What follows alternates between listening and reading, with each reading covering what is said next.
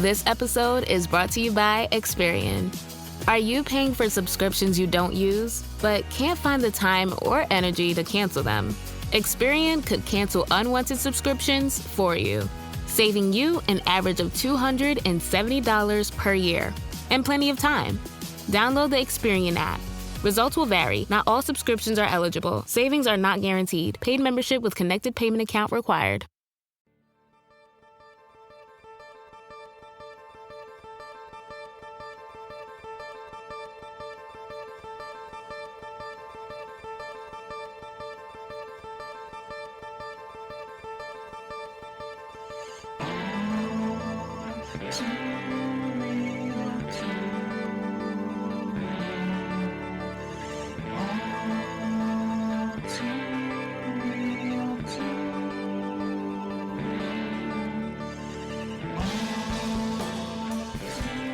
Okay, everybody, welcome to the latest episode of All Too Real 2. My name is Michael E. Cullen II, and with me, as always, is... Sesame, Cockhorse, and Carta.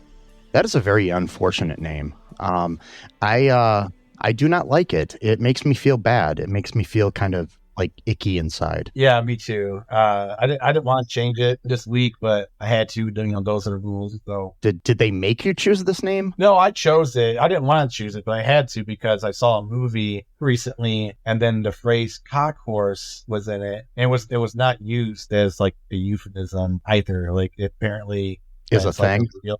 apparently, it's a real animal, and at least in Britain at the time, called a cockhorse. Maybe they mean like I don't even know. I didn't even bother to look it up because I was afraid if I typed in the word cockhorse that it would send me to the different reverse name with H. And I didn't want to.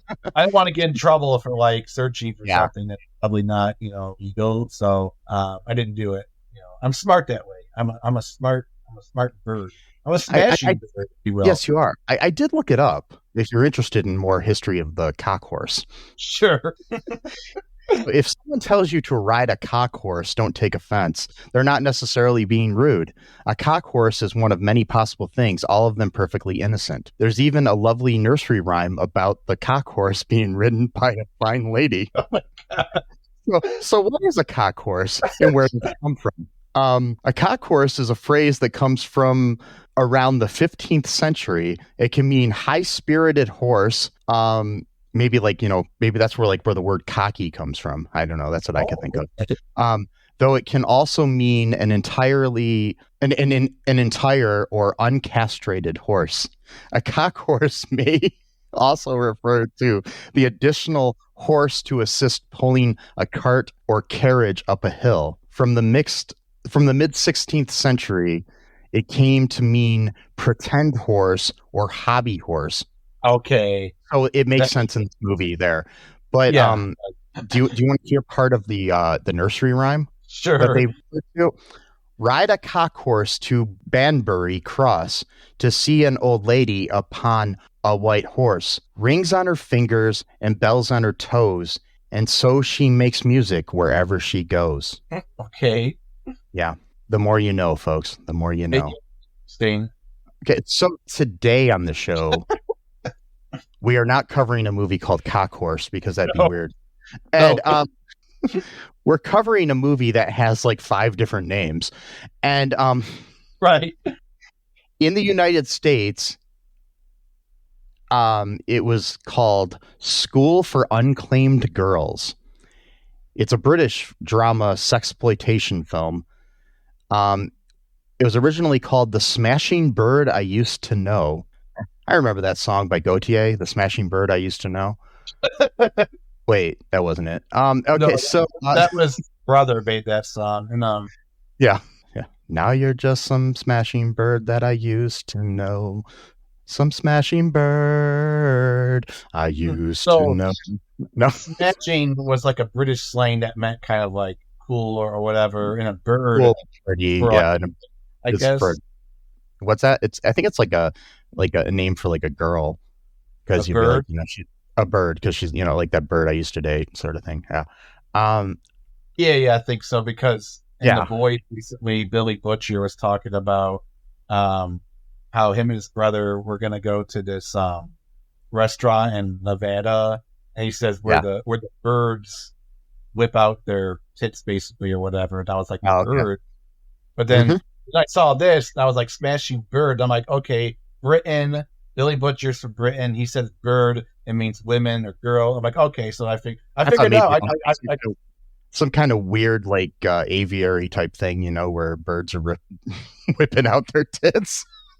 Yeah, that's what I was wondering. I'm like, what is he talking about? Like, I was like, I didn't know if they meant like they were serving like the birds, like chicken. Yeah. The chicken was hot, like spicy. Maybe it's slang for chicken breast.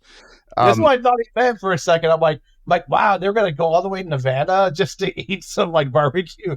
It's like that's a lot of traveling.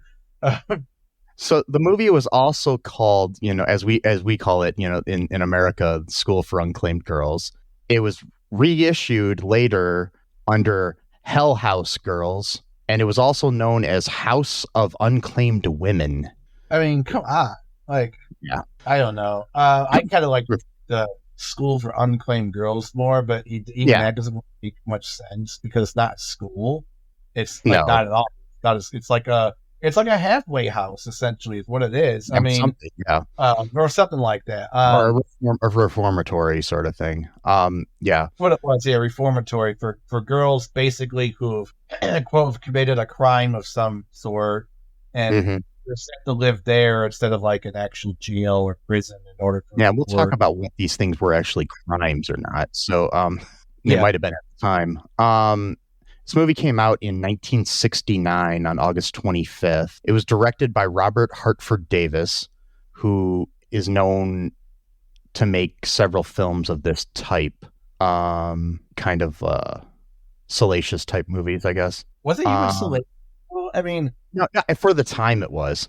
Okay, all right. I mean, there was nudity in it. There was, you know, different things. So yeah, true. Okay, yeah. I mean, this wasn't like, you know, like Deep Throat or something. This wasn't like pornography, but this was like, right. Yeah. It was written by somebody named John Peacock. Speaking of cocks, and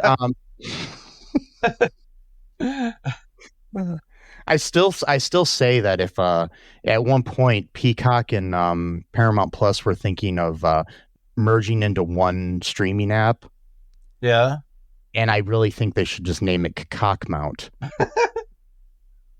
Yeah. Or Mount Cock. One of the two, you know? Yeah. And then if Max gets involved, then it's Max Cock. or I don't know. Yeah. Oh, boy. It'd be Cock Mount Max Flicks. If you get Netflix in there too, you know, or something. Yeah. Just have one big conglomerate cock. Yeah. And just call it Big Cock. And wow, we're so immature today. I know. Wow. So anywho, the movie starred Renee Asherson, Patrick Maurer, Denise Waterman, Madeline Hind, Maureen Lipman. It also was the film debut of Leslie Ann Down, who is like a really famous actress, British actress. So she's a singer, actress, model. Probably known most for like the Pink Panther Strikes Again, A Little Night Music, the First Great Train Robbery, the 1982 Hunchback of Notre Dame. But she also, from April of 2003 to February of 2012, she portrayed Jackie Marone on the CBS soap opera The Bold and the Beautiful in the United States. So yeah, you know, she was on that show for almost 20 years. So or not 20 years, almost 10 years. So yeah, that's you know, she also was on the soap opera. She was on the series Dallas. She was also on the soap opera Sunset Beach. So yeah, she's did a lot of stuff. So yeah. Cool. And in this, she plays Diana. I don't know which one Diana is. I'm not sure either. Yeah. I don't remember any of their names, to be honest. Any of the Neither. characters. So yeah, I don't know. We're gonna be blind here. We're gonna be flying blind like a smashing bird. And Yes, so with a blindfold on, a smashing bird. No, that's how he ended up. That's how the bird ended up smashing, was because he was blindfolded. he smashed into a wall. That's why it says smashing bird. I used to know. Yeah. Or it's one of those, smashing bird I used to know is one of those birds that just flies into like a sliding glass door. Just Yep. It's a sad, but it's tragic. Yes. So the Internet Movie Database synopsis for this movie is: a traumatized and troubled teenager is sent to an all-girls detention home where she strikes up an unlikely friendship with a fellow inmate. Yeah. I guess that's kind of it's kind of a simplistic view of things, but I guess it's somewhat accurate. There's really not much to say because, like, you have to actually. It's one of those movies where not a lot happens, but there's a lot of character development, so you have to actually watch the movie to know what would happen. If you're listening right now and you have not seen this movie, I recommend pressing pause because we'll still be here and coming back later and listening to the rest of the episode after you watch this. It's on Amazon Prime right now, and it's, I think, on YouTube and other places too. So I'm sure you can find it somewhere. So yeah. I'd recommend checking it out. As much as it's weird, I actually think it's interesting to watch. And actually, some of the filming techniques are interesting in this movie. So yeah. Oh yeah, definitely. It's like a quote unquote art film, sort of, in a way. Yeah, kind of. It's kind of like an art film, or it kind of almost reminds me of some of the weird shit I did in college in my college films. So yeah, film school films, Absolutely, yep. So, what are your initial thoughts here? I don't know, man. Like I said, it was interesting. It's very much a product of its time. 1969 Britain. It's got that whole thing going. I liked it. I mean, the music was pretty cool. The acting was really, really good, I thought. I think they did a great performance for such a, kind of a obscure movie. They put their all into it, regardless if it was like going to be some huge success or not. The special effects were kind of weird, but like cool and like a retro. I mean, it wasn't retro at the time, obviously, but now looking back on it, I could see like some effects that I could just do with like my own like film editing software I have on my computer. Just easily. I mean, that's the thing. You could do this on your phone in like the TikTok app or something, so you could just. But back then, you actually had to like put quite a bit of effort and knowledge and work into it. I don't know. I thought it was pretty good. It's kind of boring in a sense that like not a lot happens, but the character development was really good. It was executed very well, I think. I probably would watch it again, like at least a couple more times. I was bored and just wanted, to just kind of watch it again with a new set of eyes, so to speak, to see if I missed something, the first time or whatever. Really interesting symbolism, not the cock horse. Although I guess technically there was some symbolism with that. But yeah, I liked it. I thought it was pretty good. I think it's unfortunate that they gave it 4 different names and probably confused their audiences by doing it that way. I mean, it may have, but at the time, if it's you don't have something like the internet where you can find out that it had 4 different names, so it's like. Yeah, that's true. Yeah. I mean, and sometimes when they would rename things and they'd re-release it, it would be to trick people into thinking that they hadn't seen it. And right, exactly. Like, oh, cool, I'm going to buy a movie ticket. And it's like, God damn it, I already saw this movie. Yeah. Or put it on a double bill with another movie, to get people to see the other movie or something. And then they think, oh, you're getting an extra movie. But wait, this is the same movie I saw 2 years ago or something. Yeah. Right, exactly. Yeah, but I mean, I liked it. I think some of the experimental like editing techniques were interesting. It reminds me a lot of some of the films I saw when I was in college, talking about that, like in my experimental film class. But this is more commercial in certain ways.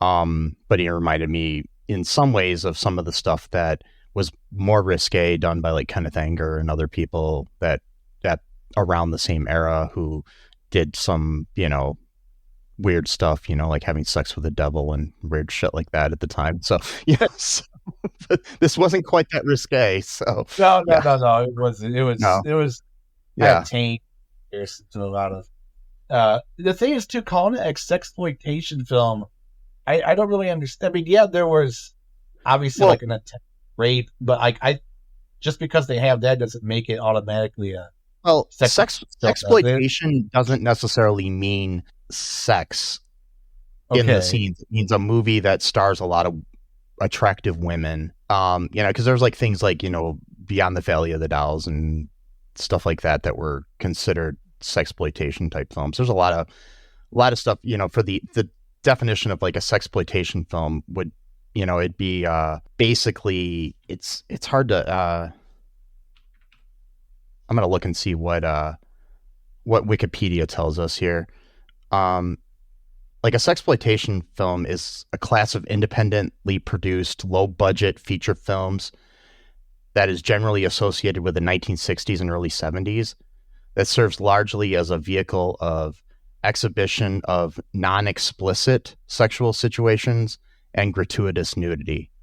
Okay, all right. So yeah, it's the genre is a subgenre of exploitation films. So, because you had like blaxploitation films and stuff too. And right. Like most of these films were like shown in like grindhouse theaters, and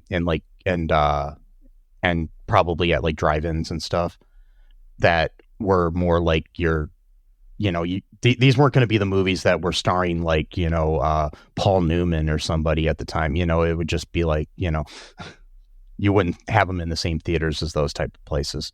These weren't like your Paramount or your Warner Brothers movies. These were independent films that were shown at the cheaper theaters and stuff like that. So yeah.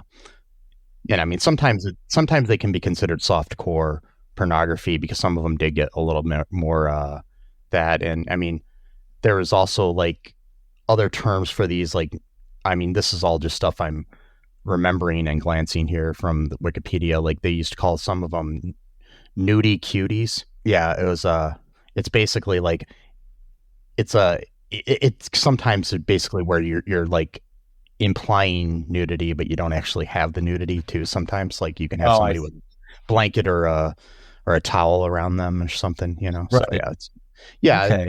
but this was probably shown in the grindhouse theaters, and they would do that a lot with these movies where they would retitle them grindhouse type movies. And this is kind of what like Tarantino and Robert Rodriguez were trying to do with their grindhouse movies that they had in the, trying to like recreate that sort of like, a lot of them were like crazy, things like Switchblade Sisters and weird names like, yeah.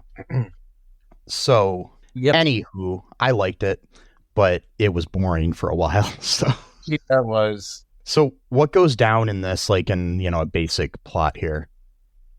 So basically, this character, I forgot her name, sorry.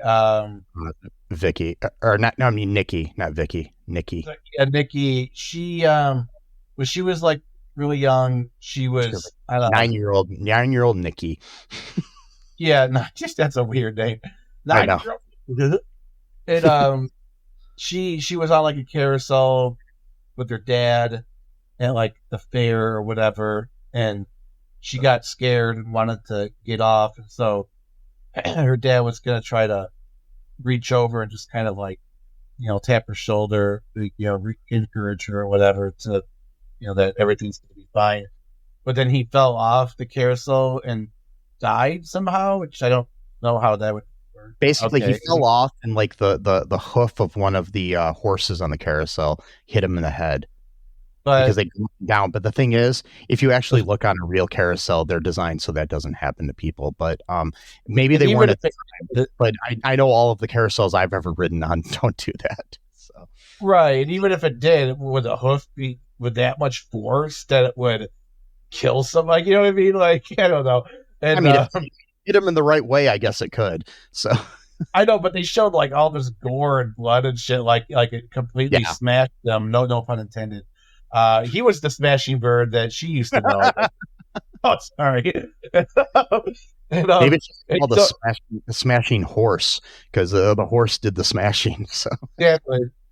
And so she blames herself for that because I guess like at the funeral she overheard someone say something like, "Oh, that poor girl's gonna think this was her fault," or something like that. So then, just by overhearing that, then she came to believe that it was her fault, and so she was always stricken with guilt for the most of her life. And then we cut to, she's a teenager now, don't know the exact age, somewhere probably in high school or something like that. Yeah. And her mom is like infatuated with this like slimy dude. It's like thinks he's like a businessman kind of guy, but doesn't actually really own an actual business. But it's one of these guys who like talks about business all the time, but never actually really does anything with like their quote unquote knowledge. Like they just talk about it.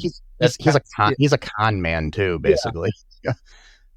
And his name is Harry Septon. Oh my God, even that name sounds like fake, con man type of way.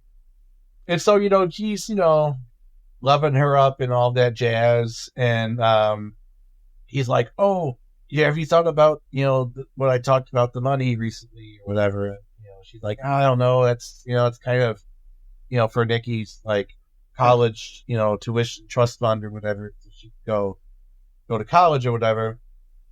And he's like, "Oh, it's fine.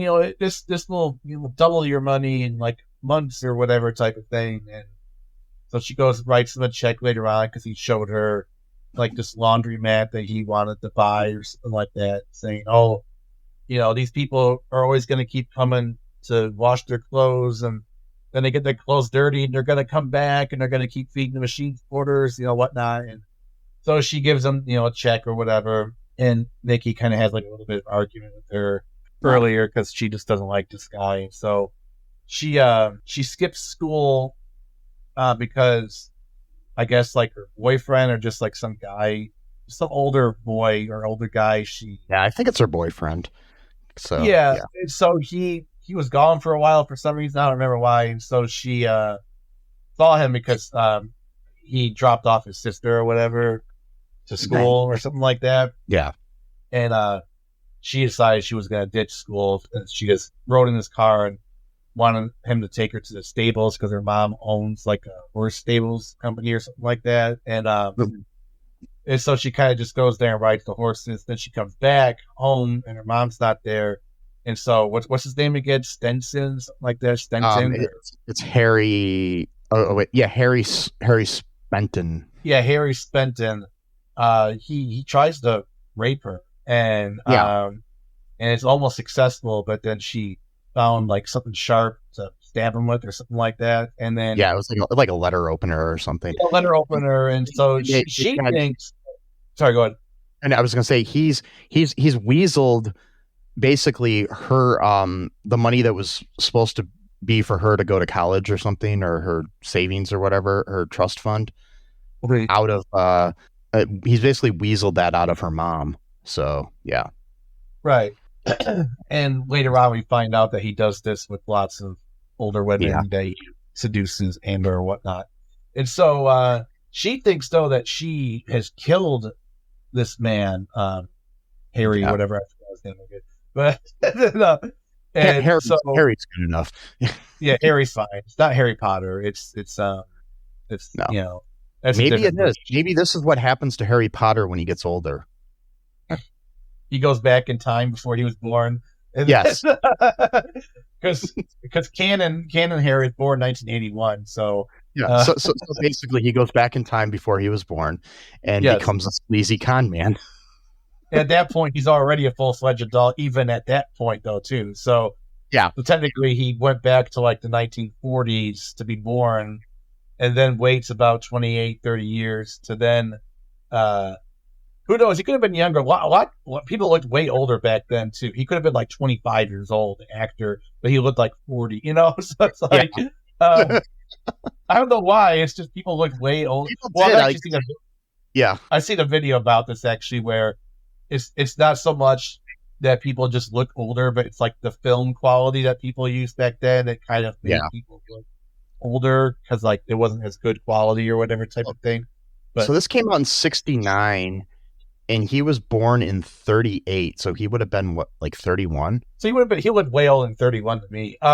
He looked at least 39 to 40, but he had a rough life. I mean, it's not easy conning your way into women's lives and getting money from them. It takes a lot of effort, because you gotta organize your time correctly. Because you gotta make sure that you don't raise suspicions, from one woman of like, oh, why are you leaving so quick? Oh, I have to go to the store. Yeah, that's what I need to do. And the woman who played the mom was much older than him, though. She was born in 1915. So 1915. Holy shit. She just died 10 years ago too. So she lived she was 101 when she died. Fuck, that's crazy. Renee Anderson. Yeah. Oh. Yeah.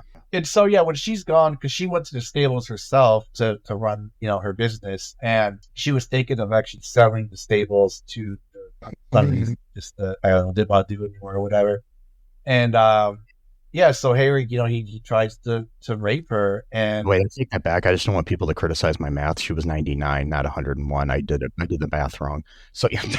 Who cares? It's like when it comes to that, it's like doesn't matter. Like, oh no, she was only 99 when she died, not 101. Like, okay, and like, I just don't want anybody to get up all in my tweets and tell me this. Wait, no, nobody ever does that. Period. So, actually, technically, you're wrong. I'm the expert of the School for Unclaimed Girls. Actually, I'm the one expert of this film. That would be awesome if we could find out anyone who was involved in this movie and like interview them. We should have done that for whatever. It's fine. Yeah, and it was too late now. But and so the scene goes on for way too long, in my opinion, for my comfort. I mean, well, none of it was comforting, but like I was like, can we just end it, please? Like, this is making me really uncomfortable. Like, I mean, if this movie were made today, it would have gone by a lot faster. And yeah. I mean, and because I've seen like episodes similar, plots similar to this on like Criminal Minds or CSI or something. So yeah. Yeah, I know. It was just like I don't know. It's just like it was just really because like the audio back then was not as good, so it's like whenever she screamed, it had like this distortion effect, from it, and it just made it sound drill, which it's like a lot of it. I think that might have even been done on purpose though too, to make the there's this weird like nightmarish sort of like effects that they have with the audio and the video at times, So yeah, yeah. Well, that's pretty cool.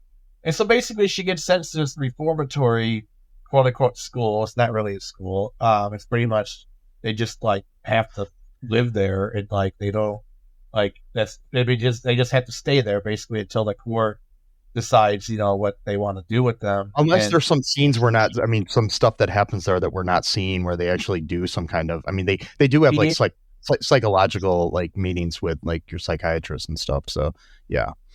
Yeah, because there's that, because she's trying to get Nicki to talk, and for a while she won't even speak. She's just become like mutism almost, and mutes them out. I'm not sure how you say it, but and yeah, she thinks that she's killed Harry, and so she feels like a lot of guilt, for that too. Even though technically, she didn't do anything wrong, but like she did kill him. And then the psychiatrist or psychologist is like, no, like he's fine actually. He's like just got injured a little bit. So she's like, oh, I guess I didn't kill him. Whatever, it's fine. And then not really.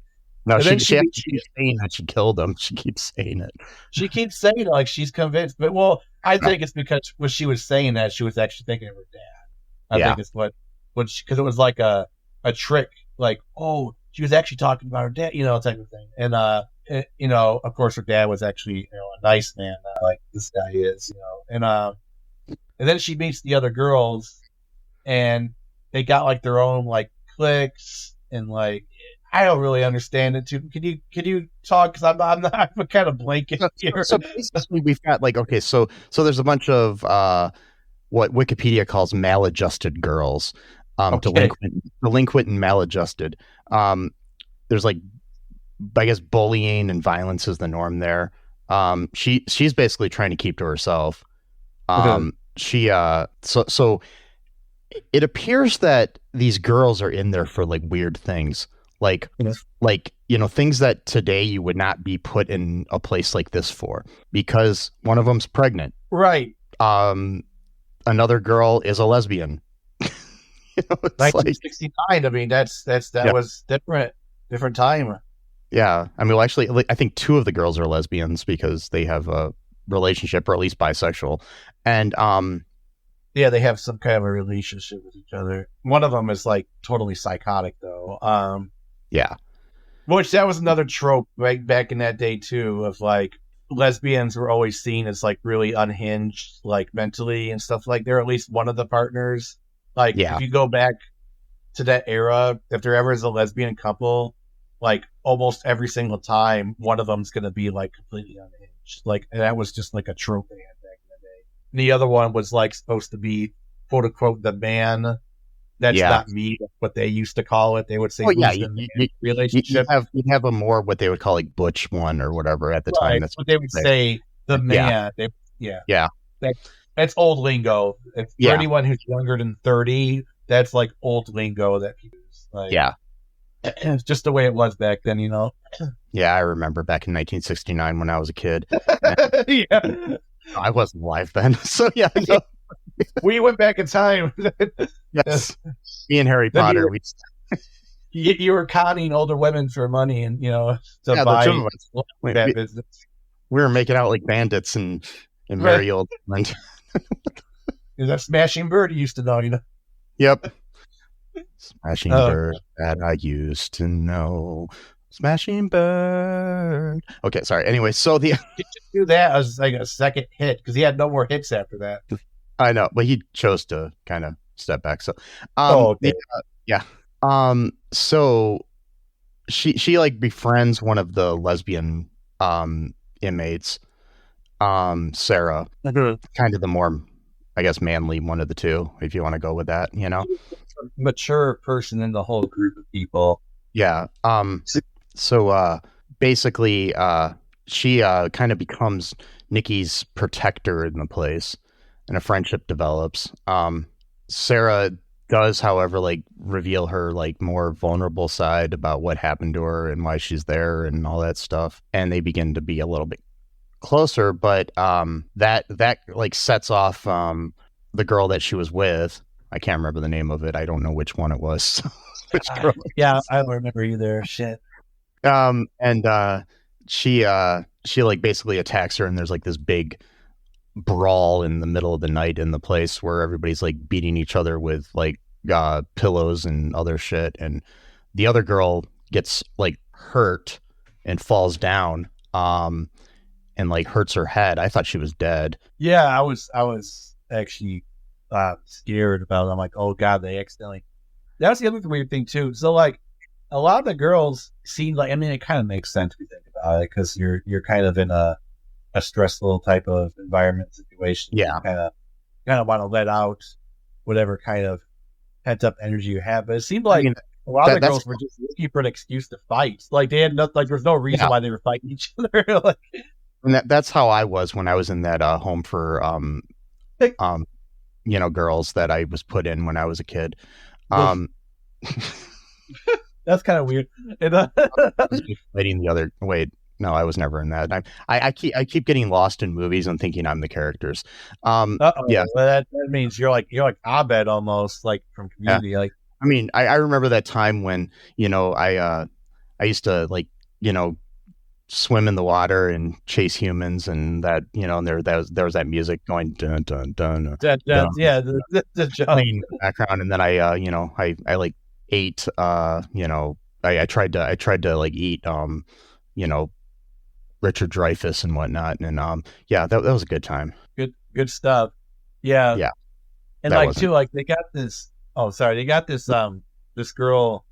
I guess she never wants to take a shower for some reason, so they like force her to. That was really uncomfortable to watch too. Yeah. Was she the other lesbian girl? She was like, she never wanted to take a shower for some reason. I don't know what that was about. And so to punish her, the other lesbian, her girlfriend or whatever, pretty much forced all the other girls to basically give her like a shower, and it was just really, really Yeah. uncomfortable watch because she clearly didn't want it, and they were just like scrubbing her really hard. And just, oh man, this is really uncomfortable. Like, Yeah. because it almost, I mean, I guess talk about sexploitation. It almost felt to me like almost like it was a stand-in for rape is what they were doing. Like, Yeah. you know what I mean? Because they were like forcing her against the wall and shit. You know That's what I mean? what Like, happens every time I take a shower, though.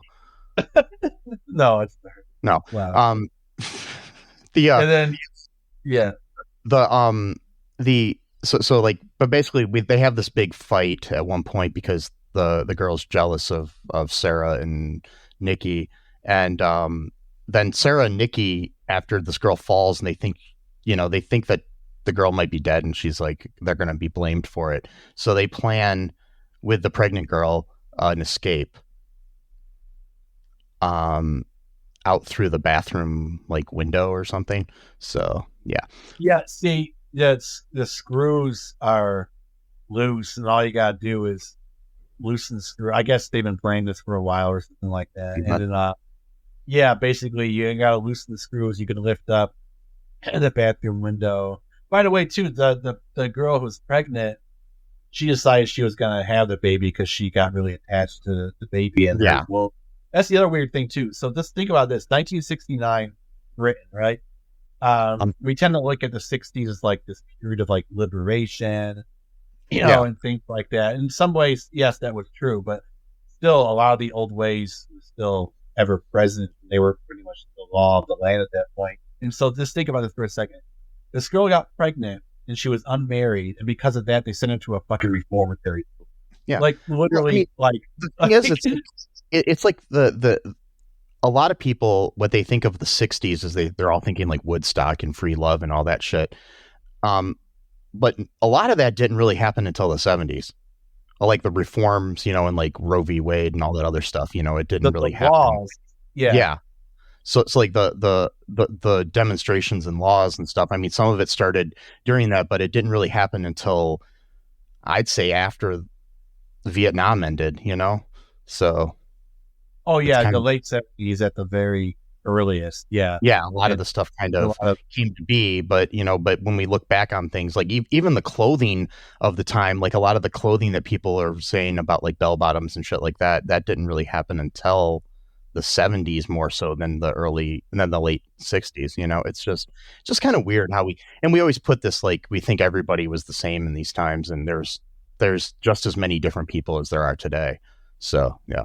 Oh yeah, definitely. It wasn't like everything. It wasn't like everybody at this time was, you know, listening to the Beatles and singing Kumbaya and stuff. You know, it was, you know, there were a bunch of, you know, racist conservative assholes and stuff too that were more in power. You know, and you know, so yeah, which makes me, you know, really wonder, when was America great? But then we're talking about a movie in England though, so I'm not really sure. So. Yeah. Exactly. Yep. So we've got this we've got they escape, but the pregnant girl stays, and she basically is a distraction because like one of the like headmistress type chicks or whatever she is, she comes in and suspects what's going on, and so the pregnant girl just basically, you know, pretends that she was having labor pains and stuff so she can distract them while the other two escape through the window. But Nicki's the only one to make it out, because then Sarah is apprehended by some people when they were trying to leave. So yeah.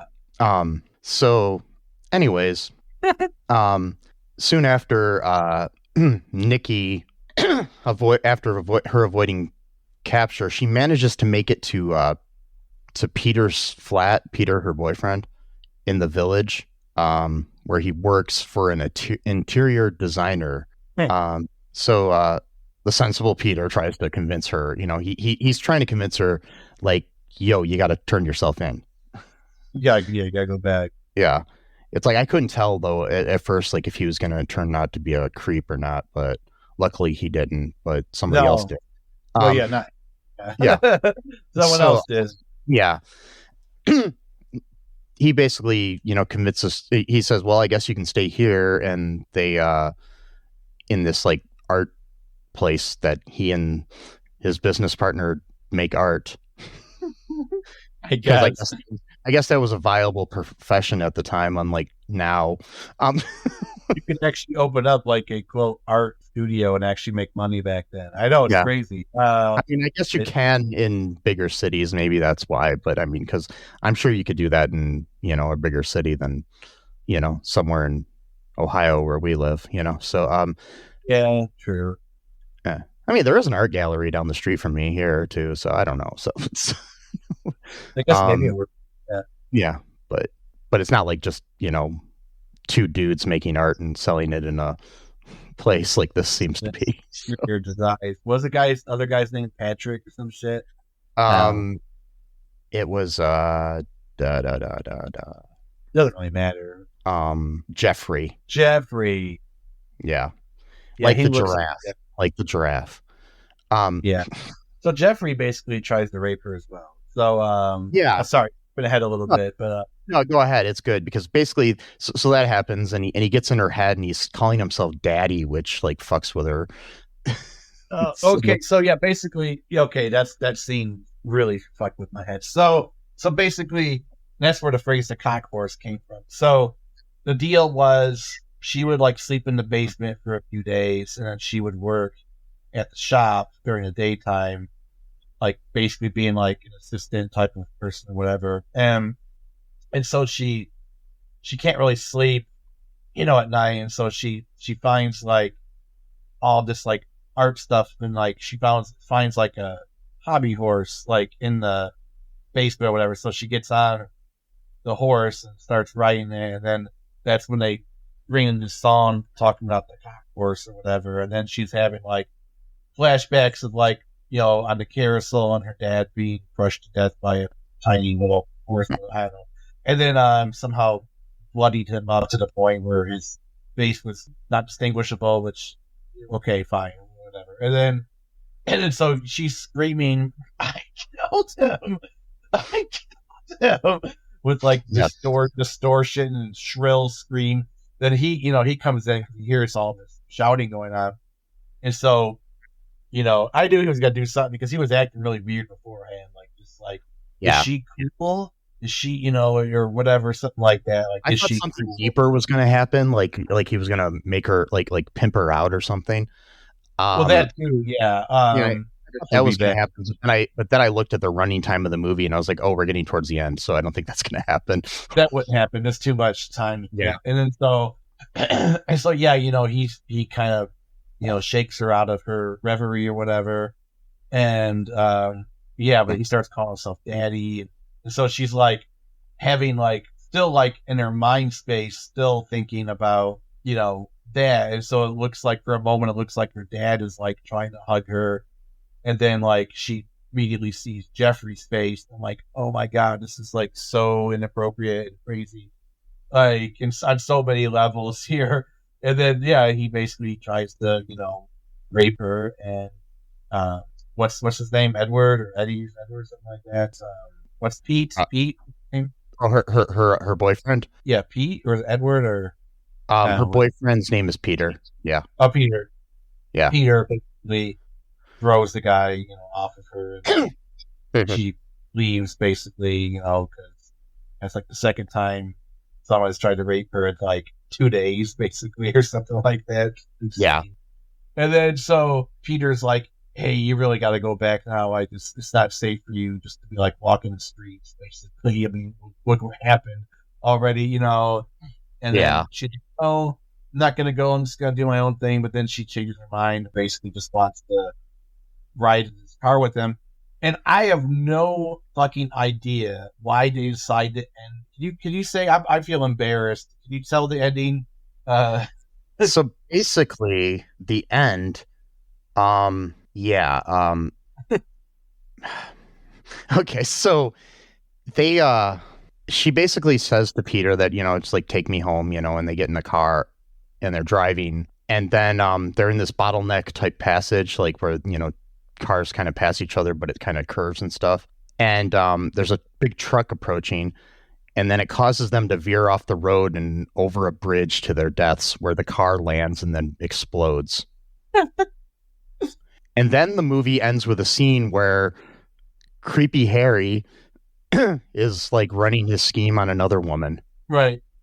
and then the movie ends. Horse scene, a horse race. Get it? Yeah. Yeah, that But was. why did you kill your protagonist here? You killed both of your protagonists, and it was like for no reason. Because the thing too, they're like, oh, like I think things are finally starting to look up, and then they die. I'm like, okay, come on. And honestly, I would have liked to known what happened to like Sarah and the other girls at the place too. Well, that's what I'm saying too, because Sarah was becoming like a main character, and then all of a sudden, gets caught, and then she just basically tells Nicki to run without her. It's at least one of them will get free, type of thing. And then so I'm thinking, Sarah must be all broken up to learn that Nicki died in a fiery car crash. And nope. But why they end it with Harry doing his scheme? Like they tried to imply that he had something to do with their death. Like, you know what I mean? Like, I don't know. Yeah.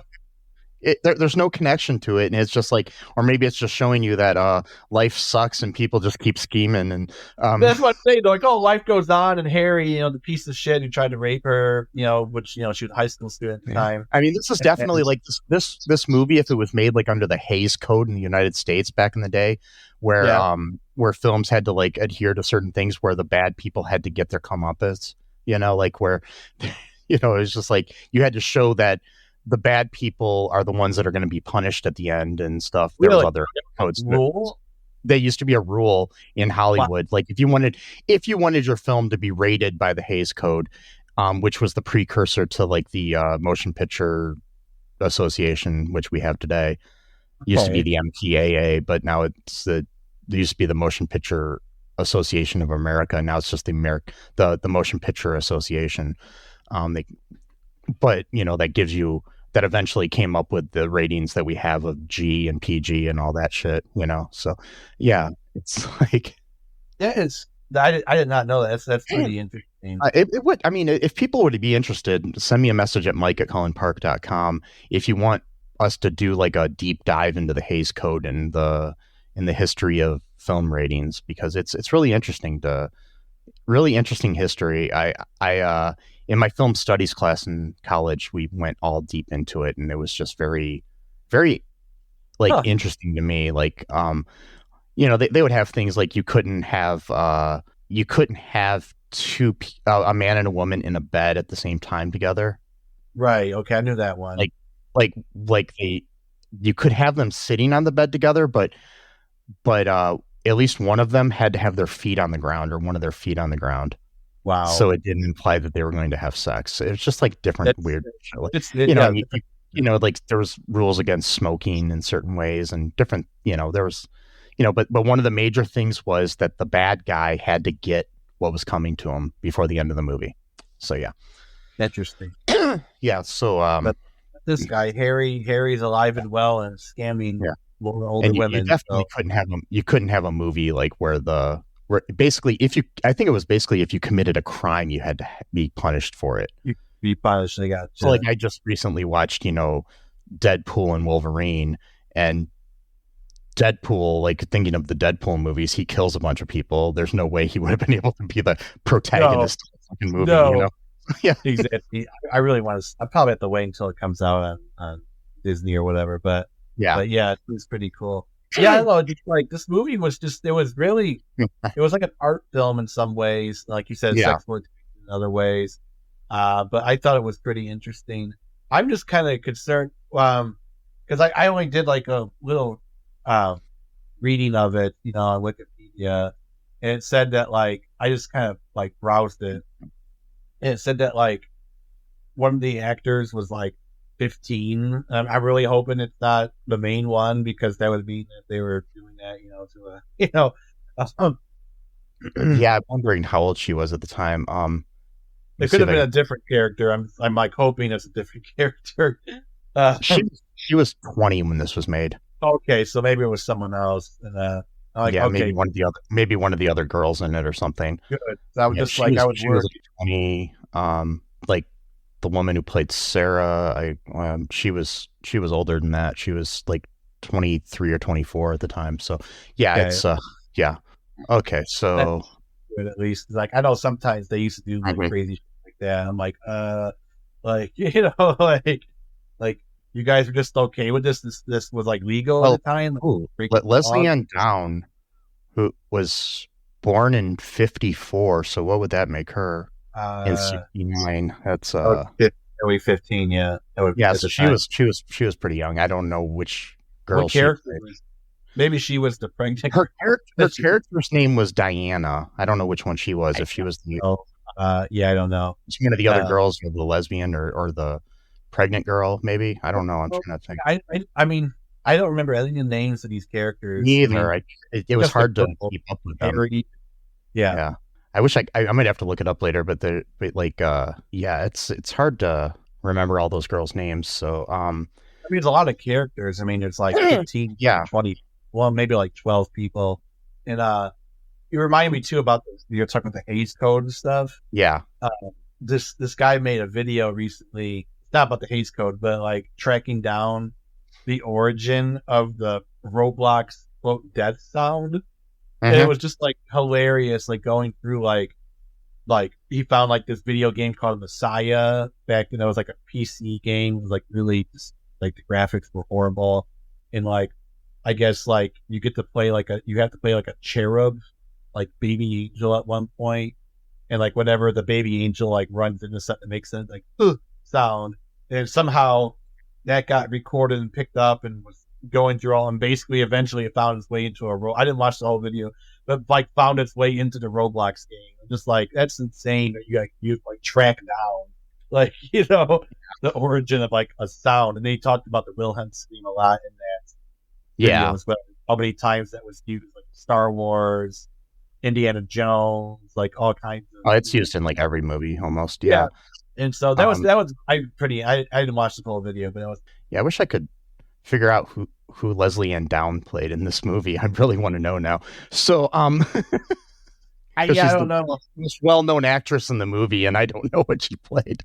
Maybe she only played like a bit role in it. Like maybe she was a psychiatrist. No, she was like 15 at the time. So okay, never mind. I thought yeah. I don't know. I mean, I don't know much. I'm not good at. I'm only good at like memorizing like famous actors' names. I can't do like. Yeah, no, I know. It's just, it's hard to. She probably only gets like a bit role. And he probably didn't even like name her character or something like that. Like, no, she's her character's name is Diana. I'm just trying to figure out who Diana was. Oh, right, yeah, exactly. If she was the pregnant girl or one of the other girls. So yeah, I don't know. I guess I think she was the pregnant girl, but I'm not sure. So because it kind of looks like her when she was younger, or she was maybe another girl. I don't know. I think that's Leslie Ann Down. There was one black girl that they met their quota back then. Yeah. And, back then they didn't even need a quote unquote quota. So back then it was like you didn't even need that today, and unfortunately. So DEI. They found their EI. So on Wikipedia, there is a critical reception to this, like a written at the time from the Monthly Film Bulletin in Great Britain. And they said that it's a preposterous blend of cheap melodrama and pat psychology with a large slice of life after lights out in a girl's remand home thrown in for good measure. Robert Hartford Davis's bludgeoning direction combines a frenzied excess of trickiness, monochrome filters, repeated flashbacks and negative, a ludicrous jigsaw of superimposed flash shots with a tasteless relish for gory detail, like the recurring close-ups of poor Nicki's father's head being mangled by the iron hoof of a mechanical horse. And one is not surprised to find him working in a shot of a poster advertising his last film.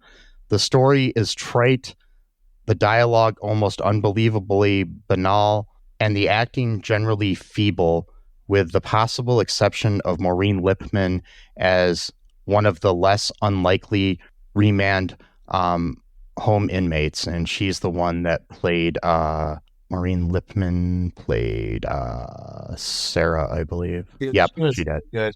okay. I mean, I don't agree, but okay. Mhm. Yeah, I just thought that was an interesting review.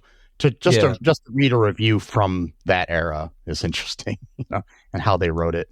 So It just yeah. sounds like a typical snob, who Oh yeah. thinks they know better. Yeah, I hate those people. These are the type of people who don't even make movies. They don't even make an Hmm. effort or direct. But then they go and they go, oh, the little cigars or cigarettes in their mouth, and, and it's like, fuck you.